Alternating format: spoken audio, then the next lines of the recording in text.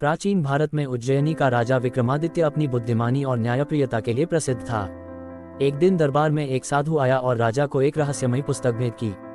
साधु ने कहा, राजन, इस पुस्तक में अपार ज्ञान छिपा है, परंतु इसे समझने के लिए धैर्य और बुद्धि की आवश्यकता होगी। राजा ने पुस्तक को खोला, लेकिन उसमें केवल चित्र थे और कोई लेखन नहीं था। राजा आश्चर्यचकित हुआ और साधु से पूछा, इसमें ज्ञान कहाँ है? साधु मुस्कुराया और बोला, राजन, इसका उत्तर आपको तब मिलेगा जब आप अपनी बुद्धि का प्रयोग करेंगे। ये कहकर वह साधु अदृश्य हो गया। राजा विक्रम ने पुस्तक को ध्यान से पढ़ना शुरू किया। हर चित्र एक अलग कहानी कहता था। कुछ महीनों बाद राजा को समझ आया कि चित्रों में छिपे संकेतों को जोड़कर ही ज्ञान प्राप्त किया जा सकता है।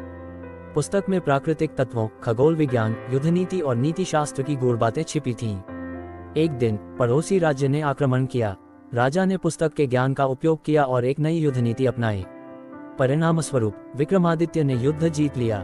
तब उसे एहसास हुआ कि असली ज्ञान केवल पढ़ने से नहीं, बल्कि समझने और जीवन में उतारने से प्राप्त होता है। शिक्षा, सच्चा ज्ञान वही है जो अनुभव और बुद्धि से अर्जित किया जाए, न कि केवल सुनी सुनाई बातों से।